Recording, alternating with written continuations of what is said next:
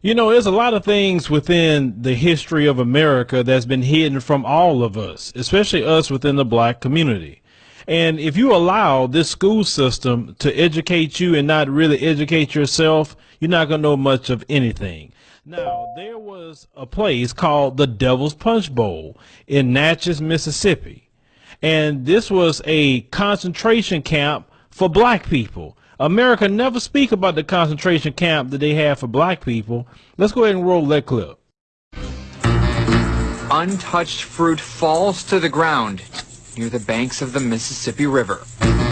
They talk about there's the most beautiful wild peach groves down in the Punch Bowl. And researcher Paula Westbrook says, like a peach, the area known as the Devil's Punch Bowl has a pit, a mass grave from the 1860s. Historians estimate that in 1 year, up to 20,000 freed slaves died in contraband camps below these bluffs. When the slaves were released from the plantations during the occupation, they overran Natchez, and the population went from about 10,000 to 120,000 overnight. So they decided to build an encampment for them at Devil's Punch Bowl, which they walled off and wouldn't let them out. Don Estes is the former director of the Natchez City Cemetery. I just put my own tombstone right there. You see Estes? Learning history's been his life. He says Union troops ordered recaptured black men to perform hard labor. Straight down right here. While women and children were all but left to die in the 3 Punch Bowl prisons. Disease broke out among them, smallpox being the main one, and thousands died. They were begging to get out, turn me loose and I'll go home back to the plantation, anywhere but there. But they wouldn't let them out. The Union Army did not allow them to remove the bodies from the camp. They just gave them shovels and said bury them where they drop. And I'd really like to show you more of this terrain, but it's just too thick with greenery. These bluffs are also straight down, so not only is it dangerous to navigate, it's still very mysterious back there. It's a bed of alligators and snakes. It would take Indiana Jones to get back in there at this point. And then you come on up washing away bluffs, and at the Devil's Punch Bowl that has so many people that no one knows how they got killed or when, and they're still down there wasted. And even to this day, they talk about wild peach trees that come up down there, but no one in Natchez will eat them because they know what the fertilizer was. When these people come up to you and act like they're the beacons of morality, and you should imitate them and be more like them, and say you're savage and, you know, you're inferior, oh, understand something. You have never did the things that these people have done. Now, just imagine you are getting off the plantation, of being treated like a slave. You're free. And because these Union soldiers, not Confederate soldiers, Union soldiers capture you, men, women, and children, put you in a concentration camp. Put the men in one area, the women and children in another area. The women and children were walled off with concrete walls, and they were just left to starve and die. Women and children, just evil, demonic people. Then you had the men was put to so much hard labor that they was begging to go back to the plantation. That's how bad it was. And did you hear, in 1 year, 20,000 black people died. And these demons just say, oh, just bury them where they at.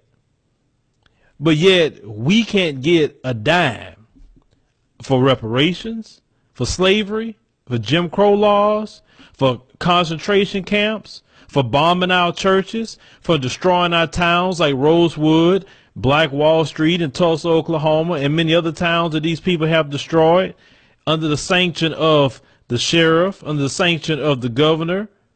We don't get anything. But our so-called first black president, we'll put up a little picture up, he decides last year, kind of around this time, to earmark $12 million to Holocaust survivors, which the Holocaust didn't happen here, but yet he can do that and no one says anything. But when they have anything related to you, nobody can do nothing. How dare you bring that mess up? They can give money to Japanese. Don't say nothing about that to them and their heirs, for what I read about that, in the billions. Don't say anything. But you know. You see, you need to know your history to understand this country, and also to understand where you're going, and also so it does not repeat itself again. We as black people, part of the African diaspora, have suffered immensely. And everything that these people have done to us, the day is going to come where every part of that evil has to be judged. And that's why they losing their country as they speak right now, and they can't understand why. They wondering what's going on. They saying we want to take our country back. We need Trump to come do it for us, because it's been sanctioned for them to lose power in this nation. It's going to happen. Because when you look at atrocities like this, when you look at something from the pit of hell that happened to our brothers and sisters, they can't just keep going along and acting like everything is okay. And then when you bring this mess up to them, instead of them acknowledging it and saying, you know, this is some evil stuff and we need to fix this, no, they're going to justify it and say, I had nothing to do with it. They're going to justify it and say, you didn't go through that, so what are you complaining for?